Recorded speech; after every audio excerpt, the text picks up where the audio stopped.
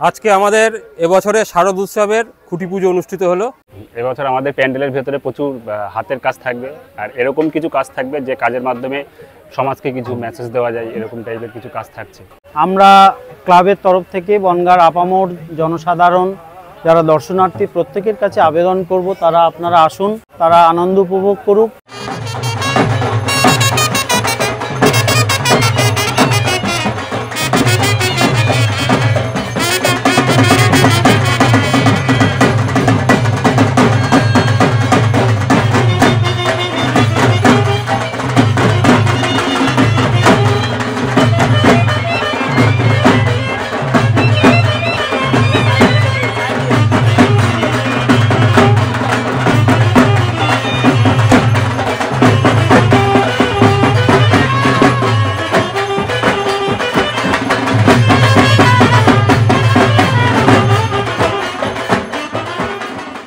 আজকে আমাদের এবছরে শারদ উৎসবের খুঁটি পুজো অনুষ্ঠিত হলো।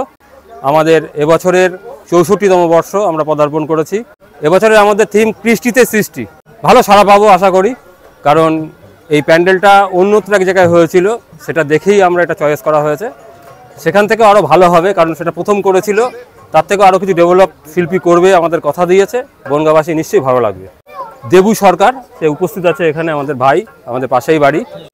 নমস্কার, আমার নাম দেবু সরকার। হ্যাঁ, আমি এবছর আমি জ্ঞান বিকাশনী পুজোর দায়িত্বে আছি।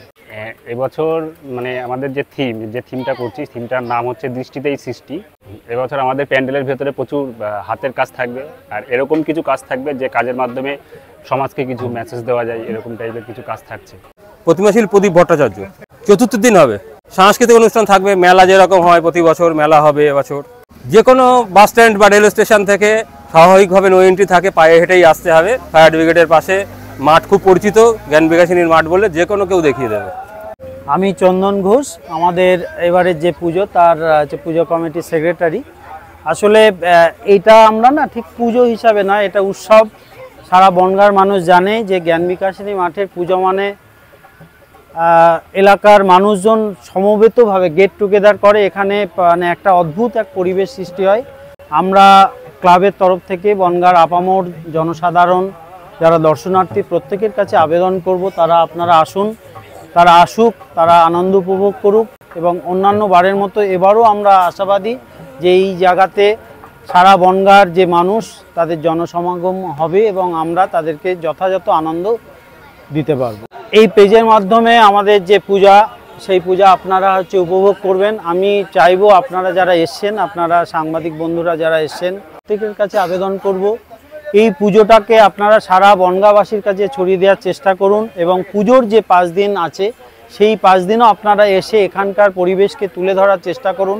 কারণ এই পরিবেশটাকে আপনারা যদি তুলে ধরেন, আমি মনে করি বনগাঁর যারা সাধারণ মানুষ আছে তারা যদি এই পরিবেশটাকে দেখে, তারা সত্যি সত্যি গর্বিত অনুভব করবে। এবং প্রত্যেককে আপামর যারা আমাদের ক্লাব সদস্য আছেন প্রত্যেকের কাছে আমরা আবেদন করব আপনাদের পেজটা যাতে শেয়ার করে যথাযথ মানুষের কাছে পৌঁছে দেওয়ার সুযোগ করে দেয়।